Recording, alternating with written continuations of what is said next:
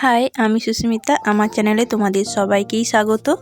আজকে আমি তোমাদেরকে বানিয়ে দেখাবো চকলেট কেকের রেসিপি, যেটা বানানো খুবই সহজ এবং খেতেও দুর্দান্ত লাগে।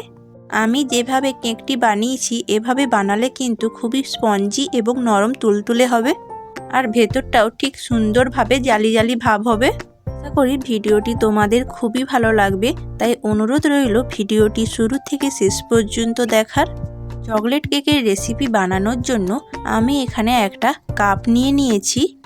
এই কাপের মাপ করে আমি সমস্ত উপকরণগুলো নিয়ে নেব। তোমরা চাইলে যে কোনো পাত্র ব্যবহার করতে পারো, তবে হ্যাঁ, সেই পাত্রের মাপ অনুযায়ী কিন্তু তোমাদেরকে সমস্ত উপকরণগুলো নিয়ে নিতে হবে। দেখো, কেক বানানোর জন্য এখানে আমি একটা বোল নিয়ে নিয়েছি। এর মধ্যে আমি একটা ডিম ফাটিয়ে দেব, আর ওই কাপের মাপ করে এখানে আমি দিয়ে দেব হাফ কাপ চিনি আর দেব হাফ কাপ সাদা তেল। এবার আমি এটা খুব ভালো করে মিশিয়ে নেব যতক্ষণ না চিনিটা গলে যায়, এবং ততক্ষণ এটা মেশাতে হবে যতক্ষণ না এর মধ্যে একটা ক্রিমি ভাব চলে আসে।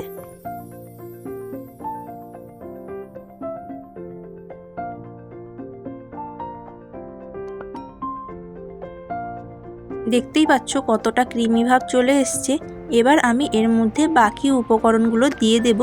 তার জন্য এখানে একটা আমি ছাঁকনি নিয়ে নিয়েছি। এর মধ্যে আমি দেব 2 কাপের মতো ময়দা, দেব 10 টাকার 1 প্যাকেট গুঁড়ো দুধ, দেব 2 চামচের মতো কোকো পাউডার, 1 চামচ দেব বেকিং পাউডার, আর দেব হাফ চামচ বেকিং সোডা। এবার আমি এগুলো খুব ভালো করে ছাঁকনির মাধ্যমে চালিয়ে নেব। তোমাদের অবশ্যই এই পদ্ধতি অবলম্বন করতে হবে।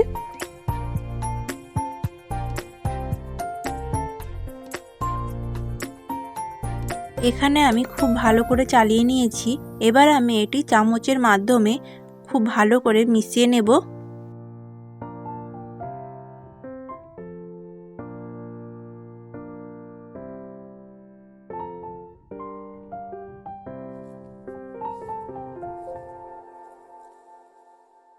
এখানে আমার মেশানো হয়ে গেছে।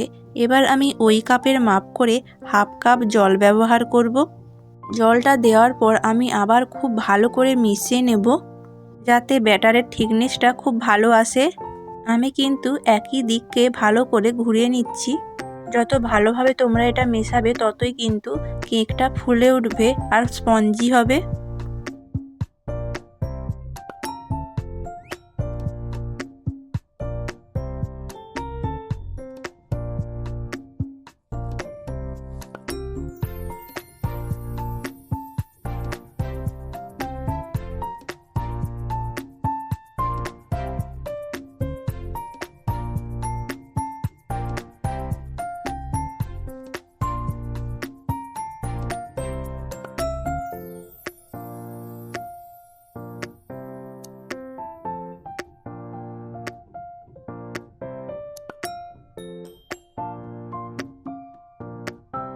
খুব ভালোভাবে এখানে আমার মেশানো হয়ে গেছে, আর থিকনেসটা দেখো কেমন হয়েছে।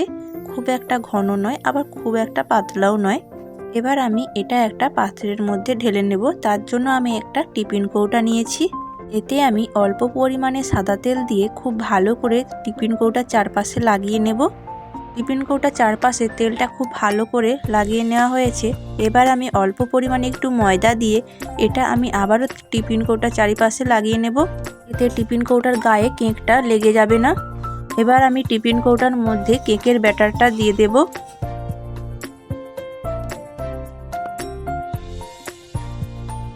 কেকের ব্যাটারটা দেওয়া হয়ে গেলে এবার আমি টিফিন কৌটাটা খুব ভালো করে 2 হাত দিয়ে ঝাঁকিয়ে নেব। এবার আমি কেকটা স্টিমে দেওয়ার জন্য কড়াইয়ের মধ্যে অল্প পরিমাণে জল নিয়েছি। ওর মধ্যে আমি স্ট্যান্ডটা দিয়ে টিফিন কৌটাটা বসিয়ে দিয়েছি। এবার আমি ঢাকা দিয়ে রেখে দেব 30 মিনিটের জন্য। তোমরা চাইলে এটা গরম বালি কিংবা লবণের ওপর করতে পারো। 15 মিনিট হয়ে গেছে। আমি দেখো খুলে তোমাদের দেখাচ্ছি কেমন হয়েছে। দেখো কেকটা কিন্তু কতটা ফুলে উঠছে। এবার আমি চাপা দিয়ে আরও কিছুক্ষণের জন্য রেখে দেব। প্রায় 20 মিনিট হয়ে গেছে। এবার খোলার পর দেখো কত সুন্দর আমার কেকটা রেডি হয়ে গেছে। তোমরা একটা কাঠির মাধ্যমে দেখে নেবে ভেতরটা পারফেক্টভাবে হয়েছে কিনা। আমার দেখো একদম তৈরি হয়ে গেছে কেকটা। এবার আমি একটা প্লেটের মধ্যে উল্টে নেব। আর পেছনে যে এই সাদা ভাবগুলো রয়েছে ওটা কিন্তু যে ময়দাটা আমি টিফিন কৌটার মধ্যে লাগিয়েছিলাম সেটাই। তোমাদেরকে দেখো আমি হাতে প্রেস করে দেখিয়ে দেব কেকটা কতটা সফট হয়েছে। অনেকবার প্রেস করার পরও দেখো কেকটা আগের অবস্থায় ফিরে আসতেছে। তো আমি যেভাবে বানিয়েছি একবার এইভাবে কেকটা বানিয়েও খেতেও যেমন টেস্ট হবে তেমন জালি জালি ভাব এবং স্পঞ্জি হবে। আর আজকের রেসিপিটা যদি ভালো লাগে অবশ্যই লাইক করবেন, শেয়ার করবেন এবং সাবস্ক্রাইব করে পাশে থাকবেন।